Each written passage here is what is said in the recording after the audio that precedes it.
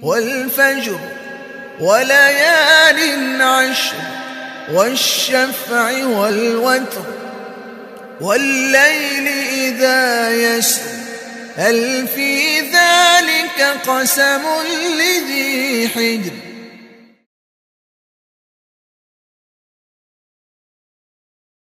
يا أيها النبي قل لأزواجك إن كنتن تردن الحياة الدنيا وزينتها فتعالين أمتعكن وأسرحكن سراحا جميلا. وإن كنتن تردن الله ورسوله والدار الآخرة فإن الله أعد للمحسنات منكن أجرا عظيما. يا نساء النبي من يأت منكن بفاحشة مبينة يضاعف لها العذاب ضعفين وكان ذلك على الله يسيرا. ومن يقنت منكن لله ورسوله وتعمل صالحا نؤتها أجرها مرتين وأعتدنا لها رزقا كريما. يا نساء النبي لستن كأحد من النساء إن اتقيتن فلا تخضعن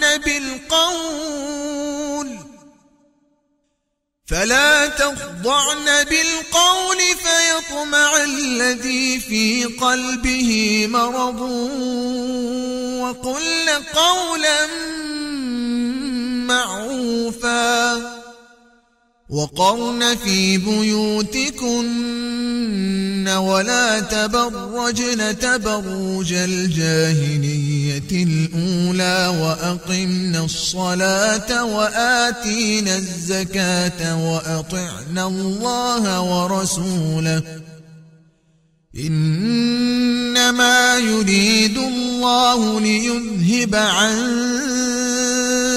الرجس أهل البيت ويطهركم تطهيرا. واذكرن ما يتلى في بيوتكن من آيات الله والحكمة إن الله كان لطيفا خبيرا. إن المسلمين والمسلمات والمؤمنين والمؤمنات والقانتين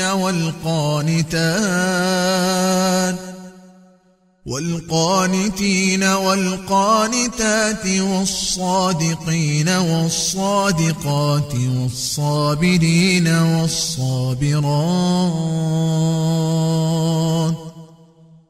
والصابرين والصابرات والخاشعين والخاشعات والمتصدقين والمتصدقات والصائمين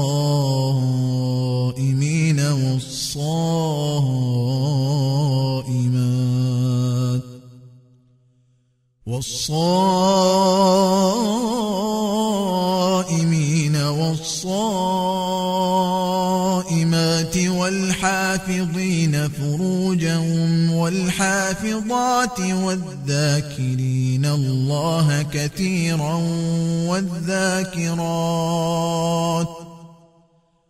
والذاكرين الله كثيرا والذاكرات أعد الله لهم مغفرة وأجرا عظيما. السلام علیکم ورحمۃ اللہ وبرکاتہ. کیا حال ہے آپ سب کا؟ الحمدللہ. نحمدہ ونصلی علی رسولہ الکریم. اما بعد فاعوذ باللہ من الشیطان الرجیم. بسم اللہ الرحمن الرحیم. رب اشرح لی صدری ویسر لی امری واحلل عقدۃ من لسانی یفقہوا قولی. رب زدنی علما. آج ہم نے سورۃ الاحزاب کی آیات نمبر 28 سے 34 تک کی تلاوت سنی. اب ہم ان کا ترجمہ اور مختصر تشریح دیکھیں گے انشاءاللہ. اللہ سبحانہ و تعالیٰ فرماتے ہیں، اے نبی صلی اللہ علیہ وسلم، اپنی بیویوں سے کہو کہ اگر تم دنیاوی زندگی اور اس کی زینت چاہتی ہو تو آؤ میں تمہیں کچھ تحفے دے کر خوبصورتی کے ساتھ رخصت کر دوں، اور اگر تم اللہ اور اس کے رسول اور عالم آخرت کی طلبگار ہو تو یقین جانو کہ اللہ نے تم میں سے نیک خواتین کے لیے شاندار انعام تیار کر رکھا ہے. اے نبی کی بیویوں، تم میں سے جو کوئی کسی کھلی بےہودگی کا ارتکاب کرے گی اس کا عذاب بڑھا کر 2 گنا کر دیا جائے گا، اور اللہ کے لیے ایسا کرنا بہت آسان ہے. اور تم میں سے جو کوئی اللہ اور اس کے رسول کی تابعدار رہے گی اور نیک عمل کرے گی اسے ہم اس کا ثواب بھی 2 گنا دیں گے، اور اس کے لیے ہم نے باعزت رزق تیار کر رکھا ہے. اے نبی کی بیویوں، اگر تم تقوی اختیار کرو تو تم عام عورتوں کی طرح نہیں ہو، لہٰذا تم نزاکت کے ساتھ بات مت کیا کرو. کبھی کوئی ایسا شخص بے جا لالچ کرنے لگے جس کے دل میں روگ ہوتا ہے، اور بات وہ کہو جو بھلائی والی ہو. اور اپنے گھروں میں قرار کے ساتھ رہو اور غیر مردوں کو بناؤ سنگھار دکھاتی نہ پھرو جیسا کہ پہلی بار جاہلیت میں دکھایا جاتا تھا. اور نماز قائم کرو اور زکوٰۃ ادا کرو اور اللہ اور اس کے رسول کی فرما برداری کرو. اے نبی کے اہل بیت، اللہ تو یہ چاہتا ہے کہ تم سے گندگی کو دور رکھے اور تمہیں ایسی پاکیزگی عطا کرے جو ہر طرح مکمل ہو. اور تمہارے گھروں میں اللہ کی جو آیات اور حکمت کی جو باتیں سنائی جاتی ہیں ان کو یاد رکھو. یقین جانو اللہ بہت باریک بین اور ہر بات سے باخبر ہے. ان آیات کا ایک خاص پس منظر ہے، اور وہ یہ ہے کہ رسول اللہ صلی اللہ علیہ وسلم کی حرم مبارک میں اس وقت 9 بیویاں تھیں، اور آپ صلی اللہ علیہ وسلم کے پاس فتوحات کے نتیجے میں مال غنیمت بھی آتا تھا. انصار اور مہاجرین کی عورتیں وہ مال غنیمت جب ان کے مرد حضرات کو ملتا تو ان کی ظاہر ہے کہ حالات بہتر بھی ہوتے چلے جا رہے تھے. ازواج مطہرات نے بھی یہ دیکھ کر رسول اللہ صلی اللہ علیہ وسلم سے نان نفقے میں کچھ اضافے کا مطالبہ کیا. رسول اللہ صلی اللہ علیہ وسلم اس بات سے کچھ خوش نہ ہوئے، اور آپ صلی اللہ علیہ وسلم نے اپنی ازواج مطہرات سے 1 مہینے کی سپریشن کر لی.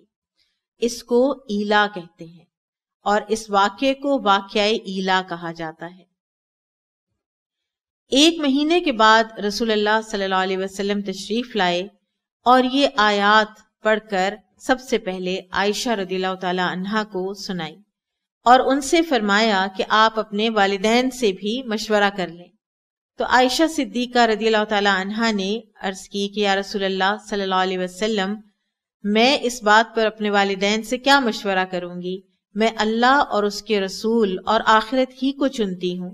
اور اسی طرح سے تمام جو ازواج مطہرات ہیں ان پر یہ آیات پیش کی گئیں، اور سب نے اللہ اور اس کے رسول صلی اللہ علیہ وسلم اور آخرت کو ہی چنا. ان آیات سے ہمیں ازواج مطہرات کا ایک لیول پتہ چلتا ہے، ان کا درجہ پتہ چلتا ہے کہ کلیکٹیولی ان سب نے اللہ، اس کے رسول اور آخرت کو چنا. ان کا تقوی انڈورس ہوا، اللہ سبحانہ و تعالیٰ کے اوپر ان کا ایمان انڈورس ہوا، اور پھر جب انہوں نے چن لیا اللہ اور اس کے رسول اور آخرت کو تو پھر یہ بھی معلوم ہوا کہ یہ خواتین ساری کی ساری جنتی ہیں، اور یہ نبی صلی اللہ علیہ وسلم کی بیویاں ہوں گی آخرت میں بھی. اسی طرح سے ان آیات میں نبی کریم صلی اللہ علیہ وسلم اور آپ صلی اللہ علیہ وسلم کی ازواج مطہرات کے درمیان ایک مناسبت کا اظہار بھی ہوتا ہے، جیسا کہ سورۃ النور میں اللہ سبحانہ وتعالیٰ نے فرمایا والطیبات للطیبین والطیبون للطیبات، پاکیزہ عورتیں پاکیزہ مردوں کے لیے ہیں اور پاکیزہ مرد پاکیزہ عورتوں کے لیے ہیں۔ تو جس طرح سے رسول اللہ صلی اللہ علیہ وسلم خود پاکیزہ ہیں، اسی طرح سے ازواج مطہرات بھی پاکیزہ ہیں، کیونکہ وہ دنیا اور آخرت دونوں میں رسول اللہ صلی اللہ علیہ وسلم کی بیویاں ہیں۔ اور ان آیات کے بعد اور نبی صلی اللہ علیہ وسلم کو اختیار کر لینے کے بعد ازواج مطہرات ایک ایسے مرتبے پر فائز ہو گئیں جس میں دنیا میں کوئی اور عورت ان کے ساتھ شریک نہیں ہے۔ پھر اللہ سبحانہ وتعالیٰ نے ازواج مطہرات کے لیے ایک لیول سیٹ کیا کہ اگر آپ کوئی غلط کام کرتی ہیں، اور جو لفظ ہے وہ ہے فاحشۃ مبینہ، اگر آپ کوئی واضح ایسا گناہ کرتی ہیں، اور بعض مفسرین نے یہ لکھا ہے کہ یہاں پر مراد ہے بد اخلاقی یا کوئی بھی ایسا گناہ جو کہ معاشرے پر اثر انداز ہو، تو آپ کو پھر دوہرا عذاب بھی ملے گا۔ اور اس کی وجہ کیا ہے؟ اس کی وجہ یہ ہے کہ جب انسان ایک پلیٹ فارم پہ ہوتا ہے اور دوسرے لوگ اس کو دیکھ رہے ہوتے ہیں اور وہ دوسرے لوگوں کے لیے رول ماڈل بنتا ہے، تو ایسے میں پھر اگر وہ پھسلتا ہے تو وہ سارے اس کے جو پیچھے لوگ ہوتے ہیں وہ بھی پھسلتے ہیں۔ جیسے کہتے ہیں نا ذلت العالم ذلت العالم، کہ ایک عالم کا یعنی ایک اسکالر کا پھسلنا پورے جہان کے پھسلنے کے مترادف ہوتا ہے، کیونکہ بہت سے لوگ اسی چیز کو درست سمجھ کر اس کو فالو کرنے لگ جاتے ہیں۔ تو اگر آپ نے کوئی ایسا کام کیا تو عذاب بھی دگنا ہوگا، کیونکہ نبی صلی اللہ علیہ وسلم کے گھر کے اندر سے نعوذ باللہ کوئی اگر ایسی بات اٹھے کہ جو گناہ کی بات ہو، تو ظاہر ہے کہ امت نے تو یہی سمجھنا تھا کہ اگر ازواج مطہرات یہ کرتی ہیں نعوذ باللہ تو پھر ہم بھی کر سکتے ہیں۔ تو اس لیے اللہ تعالیٰ نے ان کو یہ فور وارن کر دیا، کیونکہ جتنا زیادہ پریویلیج ہوتا ہے نا، اب یہ پریویلیج ہے نبی صلی اللہ علیہ وسلم کی بیویاں ہونا دنیا میں آخرت میں، جتنا زیادہ پریویلیج ہوتا ہے اتنی ہی زیادہ انسان کی ذمہ داری جو ہے وہ بھی بڑھتی چلی جاتی ہے۔ پھر اللہ سبحانہ و تعالیٰ نے فرمایا کہ جو کوئی تم میں سے اطاعت اختیار کرتی ہے اللہ کی اور اس کے رسول کی اور نیک اعمال کرتی ہے تو اس کو اجر بھی دوہرا ملے گا، اس لیے کہ انہوں نے جن سچویشنز میں یہ ساری اطاعت اور فرما برداری کے کام کیے ہیں وہ باقی معاشرے کی خواتین اور معاشرے کے لوگوں سے زیادہ بڑھ کر مشکل حالات تھے، اور اس کے لیے ہم نے رزق تیار کیا ہے۔ وَأَعْتَدْنَا لَهَا رِزْقًا كَرِيمًا، بڑا کریم، بڑا باعزت، بڑا معزز رزق ہم نے اس کے لیے تیار کیا ہے۔ پھر نبی صلی اللہ علیہ وسلم کی ازواج مطہرات کو ایک اور بات سمجھائی جا رہی ہے کہ اے نبی کی بیویو، تم لوگ باقی عورتوں کی طرح نہیں ہو اگر تم تقوی اختیار کرو گی۔ اصل جو ایک ڈسٹنکشن دی جا رہی ہے وہ کس بات کی دی جا رہی ہے؟ ان اتقیتن، اگر تم تقوی اختیار کرو گی، بالکل اسی طرح جیسے نوح علیہ السلام کی بیوی یا لوط علیہ السلام کی بیوی کو کوئی فائدہ نہ ہوا پیغمبروں کی بیویاں ہونے کا، اسی طرح سے یہاں پر جو ایک ڈسٹنکشن دی جا رہی ہے وہ پھر بھی تقوی کی ہے کہ اگر آپ نبی صلی اللہ علیہ وسلم کی بیوی تو ہیں لیکن آپ کے اندر اللہ کا تقوی اور اللہ کی اطاعت کا مادہ نہیں ہے تو پھر یہ بیوی ہونا آپ کے کام نہیں آئے گا۔ بالکل ایسے ہی جیسے کہ آپ صلی اللہ علیہ وسلم نے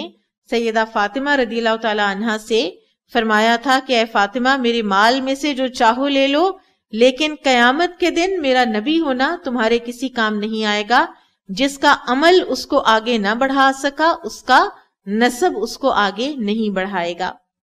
پھر یہاں پر ایک خاص نصیحت کی جا رہی ہے ازواج مطہرات کو، اور یہ چیز اب ہمارے ذہن میں رہے کہ ازواج مطہرات ہمارے لیے رول ماڈل ہیں، امت کی تمام خواتین کے لیے رول ماڈل ہیں، امت کے مردوں کے لیے بھی ہیں کئی لحاظ سے، لیکن خواتین کے لیے ظاہر ہے کہ زیادہ ہیں۔ تو یہاں پر ایک بہت ہی ضروری اور اہم بات کہی جا رہی ہے، فَلَا تَخْدَعْنَ بِالْقَوْلِ، کہ لوگوں کے ساتھ جب نامحرم مردوں کے ساتھ بات کرنے لگو تو اس طرح سے نرمی اور اس طرح کی بات اور اس طرح کا لہجہ اختیار مت کرو کہ کہیں ایسا نہ ہو کہ اگلا جو مخاطب ہے اس کے دل میں پہلے ہی کوئی مرض ہے اور اس کے دل میں کوئی غلط خیال جائے، وہ کوئی غلط معنی لے لے، تو لہٰذا اپنا لہجہ بہت زیادہ چیک کر کے رکھنا چاہیے کہ جب ہم نامحرم مردوں سے بات کر رہے ہوتے ہیں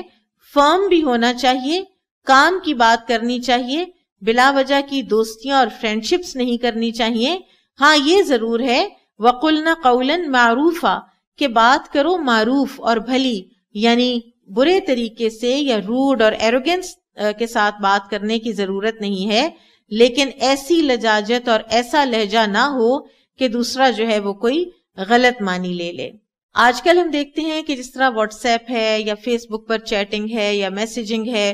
تو اس میں بہت احتیاط کی ضرورت ہے۔ یہ چیزیں اب ایک کلک کے فاصلے پر ہیں اور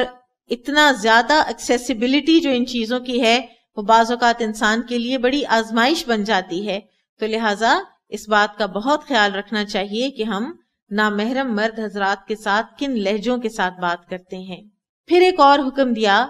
اور وہ یہ تھا وَقَرْنَ فِي بُيُوتِكُنَّ، اپنے گھروں میں قرار پکڑو۔ اور اس کا یہ مطلب نہیں ہے کہ وہ اپنے گھروں سے نکل نہیں سکتی، لیکن ایک عورت کے لیے اس کا گھر اس کا مرکز ہوتا ہے اور ہونا چاہیے۔ یہ اللہ تعالیٰ نے اس کی فطرت میں بھی ڈال کے رکھا ہے، اور گھر میں دل لگے، گھر کے تمام جو اس کی ذمہ داریاں ہیں وہ پوری کرے، اس کے بعد اپنی ضروریات کے لیے وہ نکل بھی سکتی ہے۔ جب اس نے اپنے گھر کا نظام درست کر لیا ہو، گھر نگلیکٹ نہ ہو رہا ہو، بچے نگلیکٹ نہ ہو رہے ہوں، اس کی ذمہ داریاں پوری ہو رہی ہوں، شوہر نگلیکٹ نہیں ہو رہے، اس کے بعد عورت اگر ڈاکٹر ہے، عورت اگر ٹیچر ہے، تو وہ اپنے اس کے مطابق اپنا کوئی ٹائم ٹیبل سیٹ کر بھی سکتی ہے۔ لیکن ایک بلا وجہ ہر وقت گھر سے نکلنا صرف اس لیے کہ میرا اپنے گھر میں دل ہی نہیں لگتا، تو یہ جو ہے یہ ایک عورت کی فطرت ہی کے منافی ہے۔ تو اللہ سبحانہ و تعالیٰ نے نبی صلی اللہ علیہ وسلم کی ازواج مطہرات کی وساطت سے ان کو بھی فرمایا اور ہم سب کو بھی وَقَرْنَ فِي بُيُوتِكُنَّ، اپنے گھروں میں وقار کے ساتھ قرار کے ساتھ بیٹھو۔ وَلَا تَبَرَّجْنَ تَبَرُّجَ الْجَاهِلِيَّةِ الْأُولَىٰ، اگلا حکم کہ جیسے دور جاہلیت میں بند سنور کے گھروں سے نکلتی تھیں، اور تبرج کہتے ہیں کہ ایسا تیار ہونا اور ایسا حسن کہ جو دور سے نظر آئے، با را جیم سے اس کا معنی ہوتا ہے کہ دور سے بلند ہوئی بھی کوئی چیز، تو کوئی بھی ایسا ہیئر سٹائل، کوئی بھی ایسا کپڑا، کوئی بھی ایسے لباس، کوئی بھی ایسا زیور یا ایسی تیز خوشبو اس طرح کی کہ جو دور سے مرد کو مائل کرے، تو ویسے گھروں سے مت نکلو۔ وَأَقِمْنَ الصَّلَاةَ، اور اپنی عبادت کی طرف اپنا رجحان رکھو، نماز قائم کرو۔ وَآتِينَ الزَّكَاةَ، اور زکوٰۃ دیا کرو۔ اور وَأَطِيعْنَ اللَّهَ وَرَسُولَهُ، اللہ اور اس کے رسول کی اطاعت کرو۔ اور پھر اللہ تعالیٰ فرماتے ہیں کہ اللہ تعالیٰ تو یہ چاہتا ہے کہ تم لوگوں سے گندگی کو ہٹا دے اے اہل بیت، اور تم لوگوں کو اچھی طرح سے پاک صاف ستھرا کر دے، یعنی ہر طرح کے اخلاقی کوئی رذائل، کوئی بھی ایسی چیز کہ جو گرومنگ کے خلاف ہو، کوئی بھی ایسی چیز کہ جو اقدار اور ویلیوز اور اسلام کے پہچان کے خلاف ہو، تو اس کو تم سے دور کر دے۔ اس لیے کہ ایک پرفیکٹ گھرانہ تو اللہ تعالیٰ نے ہمیں دینا تھا نا، کہ جس کو ہم دیکھیں اور ہم کہیں کہ ہمیں ادھر سے ہر چیز کے بارے میں ہمیں مل جاتی ہے رہنمائی، اور وہ ہمارے نبی صلی اللہ علیہ وسلم ہی کا گھرانہ ہو سکتا تھا۔ تو جو امہات المومنین ہیں ان کو ایک تو پرسنل ان کی گرومنگ کی جا رہی ہے، کیسے بات کرنی ہے، کیسے ڈریس اپ ہونا ہے، اور ساتھ انہیں اللہ کی اطاعت کا اور ساتھ ہی نماز اور زکوٰۃ کا حکم دیا جا رہا ہے، کیونکہ یہ دونوں ہی بڑی جلیل القدر عبادات اور بہت بڑی نیکیاں ہیں۔ کیونکہ نماز کے اندر انسان اپنے معبود کے لیے خالص ہوتا ہے، اور زکوٰۃ دیتے وقت انسان اللہ تعالیٰ کے بندوں کا حق ادا کر رہا ہوتا ہے اور ان کے اوپر احسان کر رہا ہوتا ہے۔ اور پھر ایک عام حکم بھی دیا گیا، جنرلی بھی ہر بات میں اللہ اور اس کے رسول کی اطاعت کرو۔ پھر اللہ سبحانہ و تعالیٰ توجہ ایک اور طرف دلوا رہے ہیں، ایک طرف تو وہ وقت تھا کہ جب دور جاہلیت کا تبرج اختیار کیا جاتا تھا، تو ظاہر ہے اس کے لیے تیاری ہوتی تھی، اس کے اوپر ٹائم لگتا تھا، تو اس طرح کی ساری چیزوں کے لیے بڑا وقت چاہیے۔ اب اگر یہ سب کچھ نہیں کرنا ہے تو پھر اپنے وقت کو کہاں لگانا ہے؟ تو لہٰذا وقت کا استعمال بتایا گیا، وَاذْكُرْنَ مَا يُتْلَى فِي بُيُوتِكُنَّ مِنْ آیَاتِ اللَّهِ، اور یاد کیا کرو، ذکر کیا کرو ان آیات کا، اللہ کی آیات کا، قرآن کا، کہ جو تمہارے گھروں میں تلاوت کیا جاتا ہے، والحکمہ، اور دانائی کی باتیں، اور یہاں پر مراد ہے حدیث اور سنت رسول صلی اللہ علیہ وسلم، ان کا تذکرہ کیا کرو، ان کا آپس میں تذکرہ کیا کرو، مزید سمجھ بوجھ اختیار کرو، اور ان کا لوگوں میں تذکرہ کیا کرو، یعنی تم لوگوں کی معلمات بھی ہو، تم امت کی معلمات بھی ہو، تم ان کو سمجھایا بھی کرو۔ یعنی آپ دیکھیں کہ کہاں سے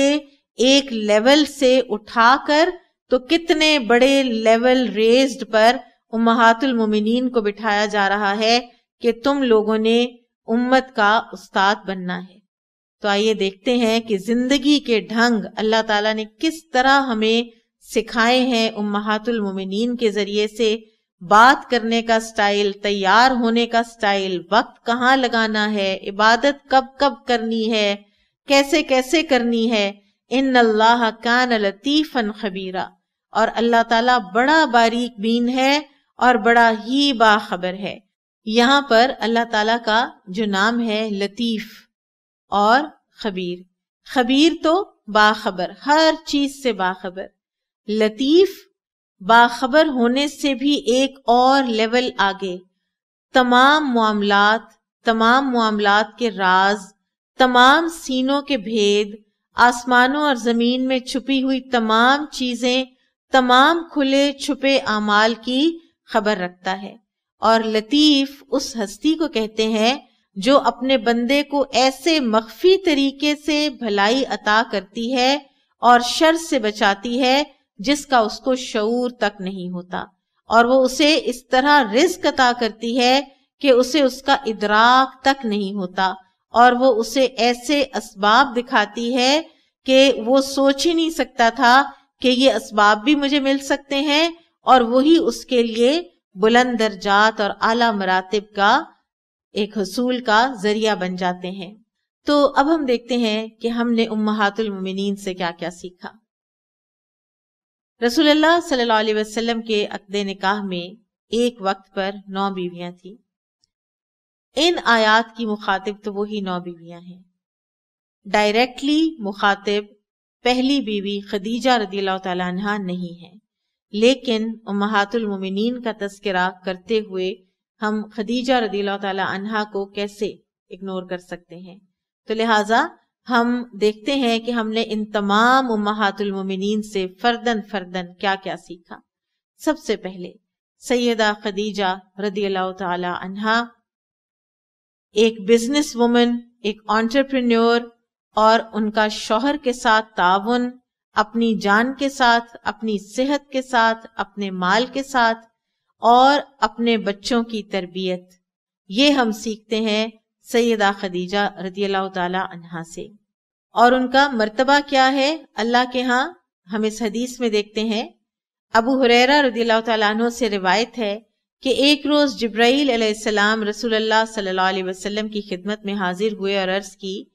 کہ یا رسول اللہ، سیدہ خدیجہ برتن میں کوئی چیز لے کر آ رہی ہیں اور اس میں کھانے پینے کی کوئی چیز ہے، جب وہ آپ کے پاس آئیں تو ان کو اللہ کا اور میرا سلام کہیے، اور جنت میں ان کو ایک ایسے گھر کی بشارت دے دیں جو مروارید کا بنا ہوا ہے اور اس کو یاقوت سے آراستہ کیا گیا ہے، پرسکون ایسا کہ اس میں کوئی شور نہیں ہوگا اور نہ ہی اس میں محنت اور مشقت کی تھکن ہوگی۔ یہ صحیح بخاری کی حدیث ہے۔ اور یہ آنر ان کو کہاں سے ملا، کیوں ملا؟ نبی صلی اللہ علیہ وسلم کے لیے اس دنیا کی زندگی میں اپنا سب کچھ وقف کر دینے کی وجہ سے۔ رسول اللہ صلی اللہ علیہ وسلم فرمایا کرتے تھے کہ مجھے خدیجہ سے بہتر بیوی نہیں ملی، وہ مجھ پر اس وقت ایمان لائی جب عام لوگوں نے میرا انکار کیا، اس نے اس وقت میری تصدیق کی جب بیشتر لوگوں نے مجھے جھٹلایا، اس نے اپنے مال و دولت سے میری مدد کی جبکہ دوسروں نے مجھے جی بھر کر ستایا، اور اللہ سبحانہ و تعالیٰ نے اس سے مجھے اولاد کی نعمت بھی عطا کی۔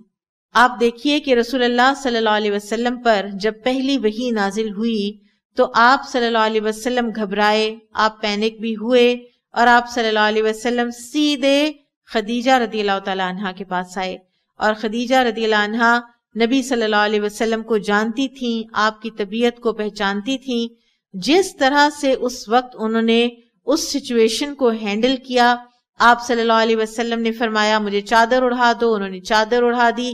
کوئی پینک میں انہوں نے اضافہ نہیں ہونے دیا، اور پھر ان کو تسلی دی، آپ صلی اللہ علیہ وسلم کو تسلی دی اور فرمایا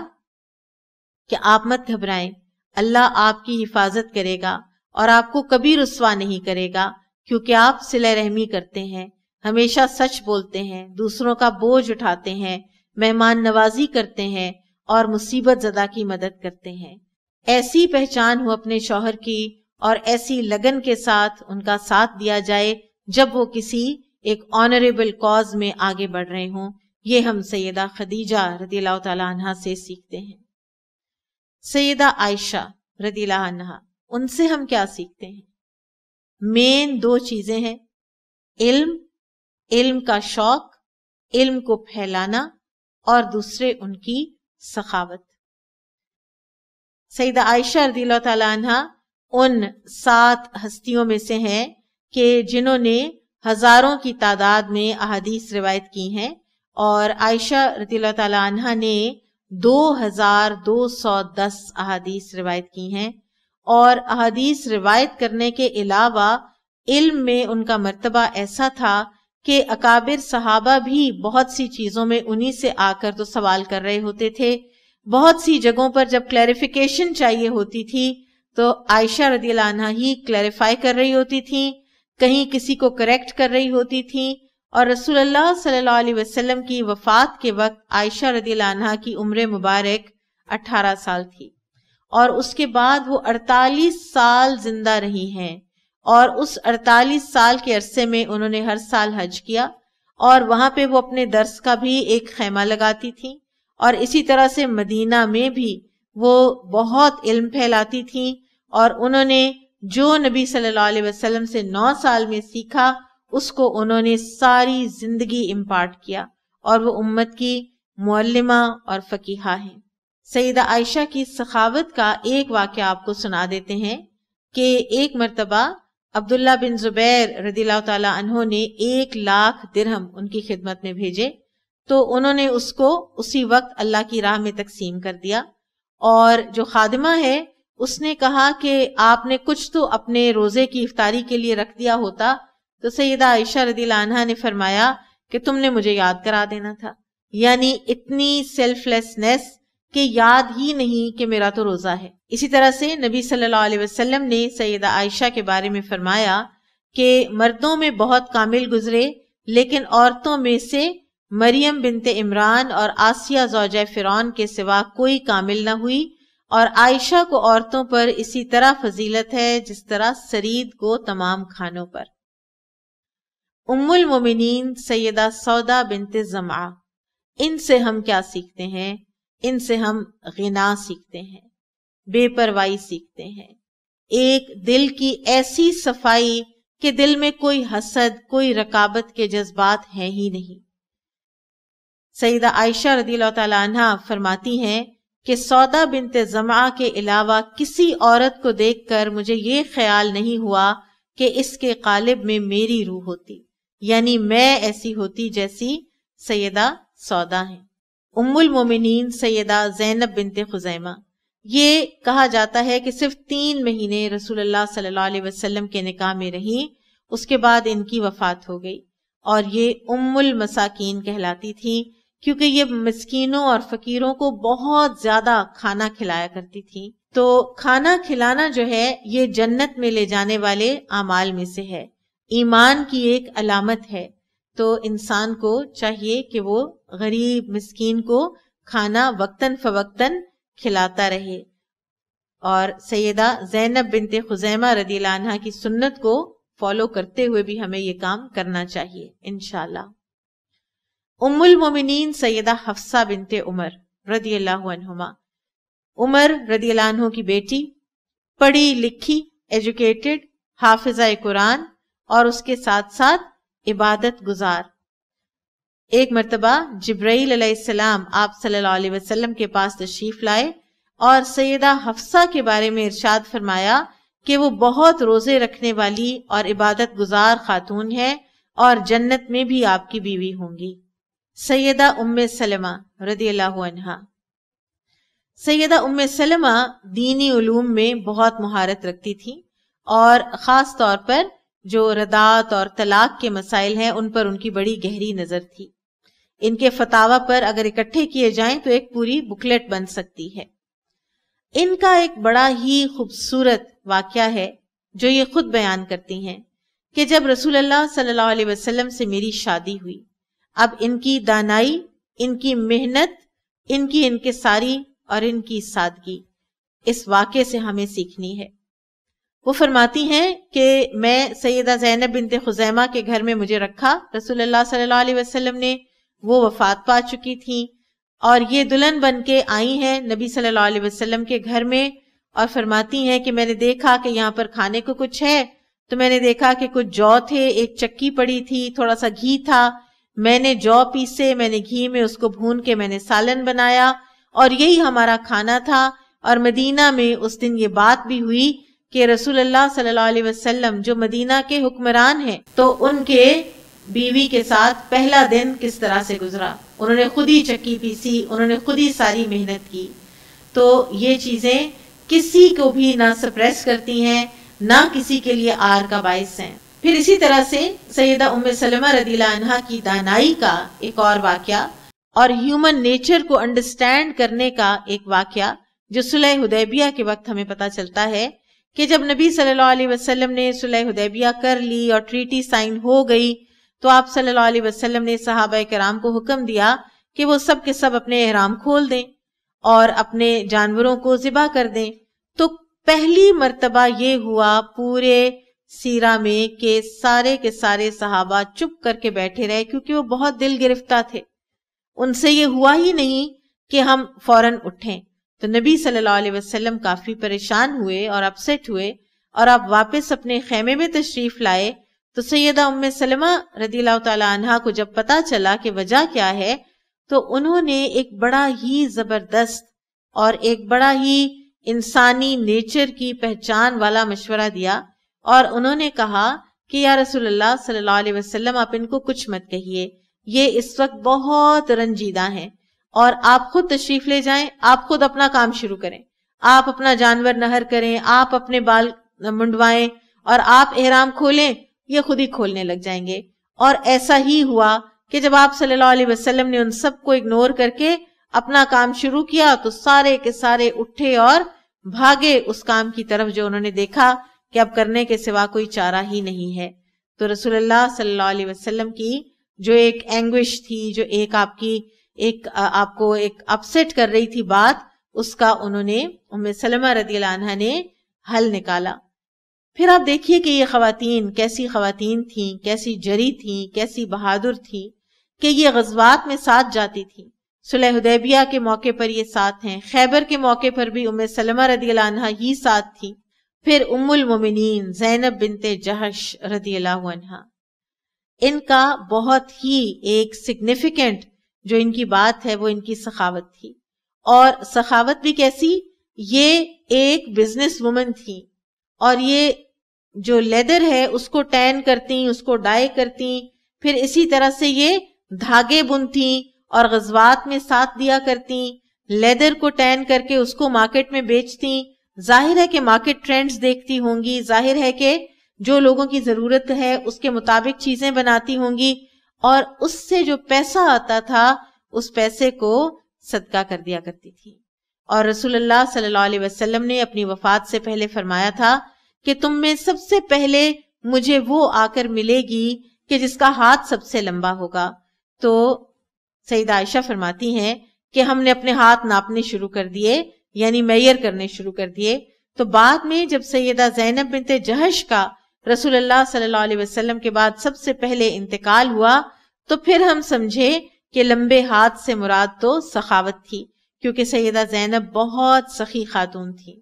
پھر ام المومنین سیدہ جویریہ رضی اللہ عنہا،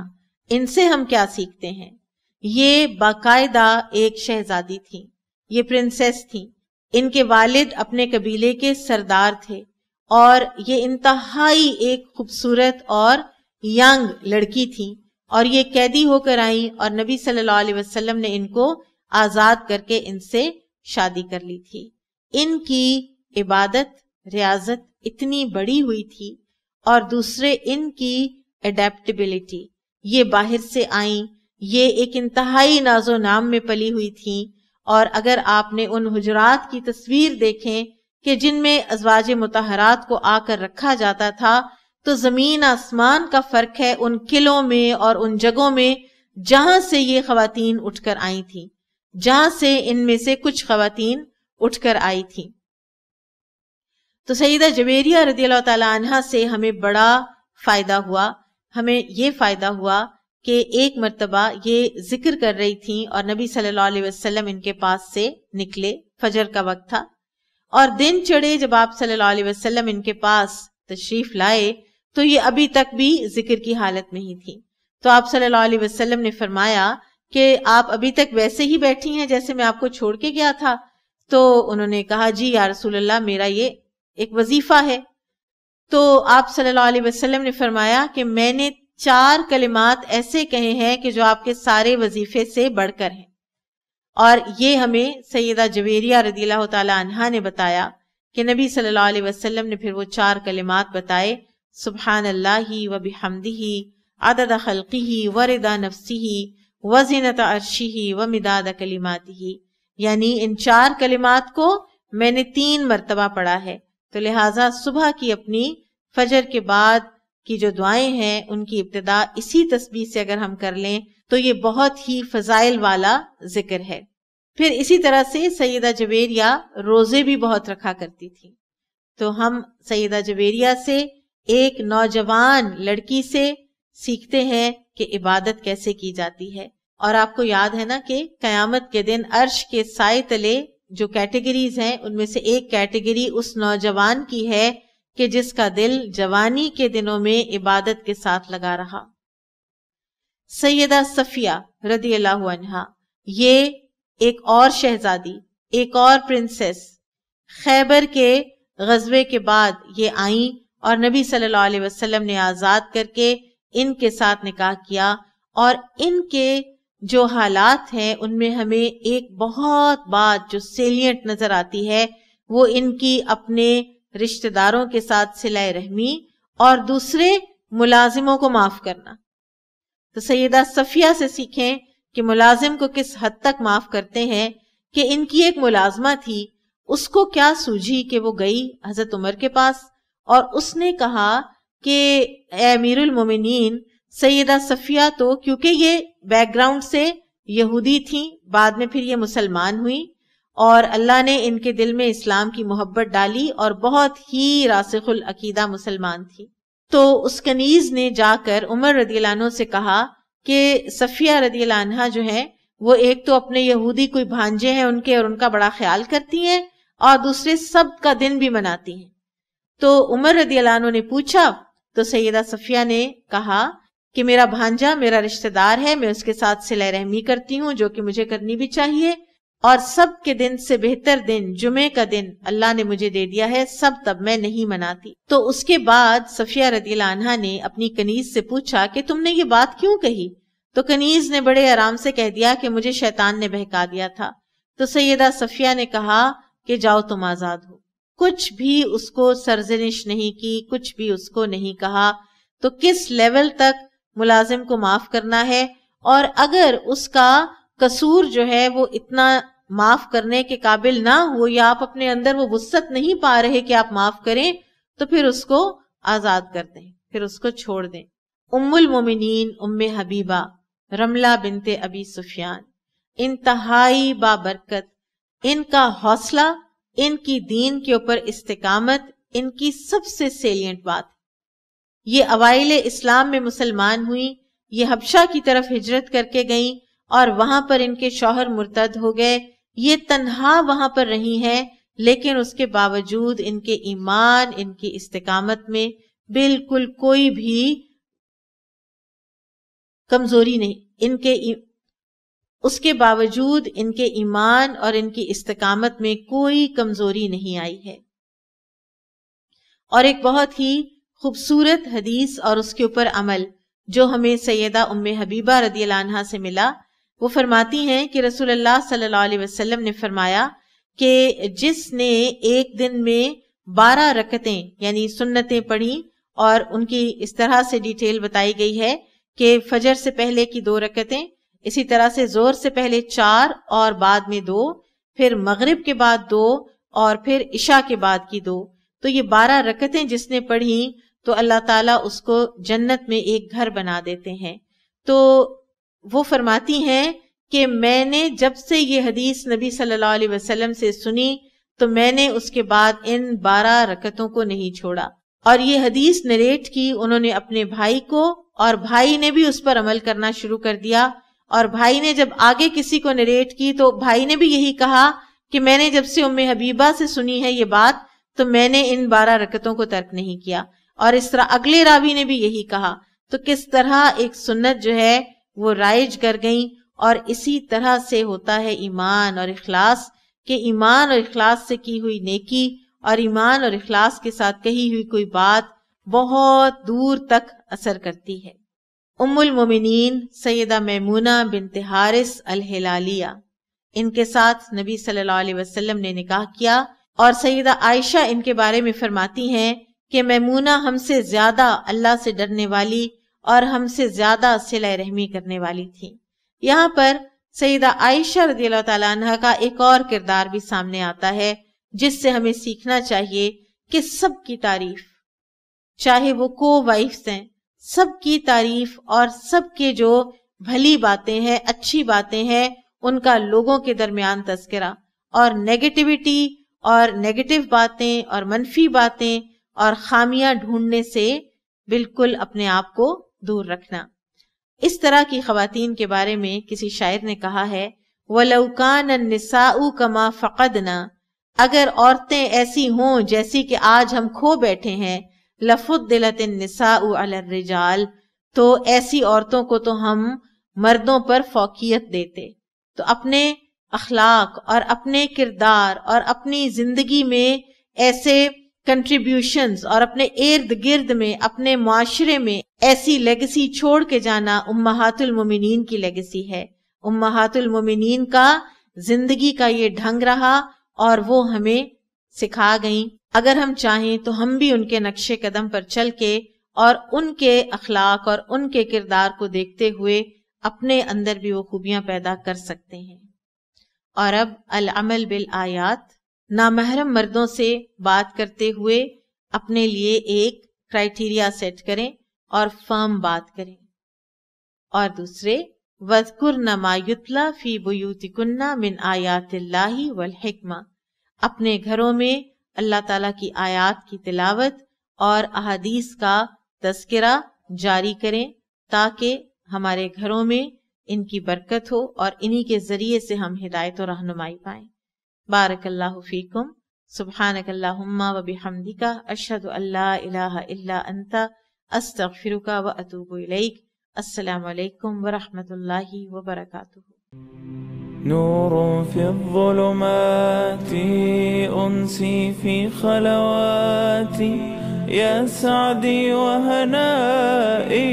القرآن حياتي. نور ملأ القلب ففاض بحب كتاب الله، أشرق دربي بالقرآن فشكرا يا رباه، شكرا يا رباه. يمحو عتم الليل المظلم، يروي ظمأ الروح، يجعلنا من أهل الله يطيب به المجروح.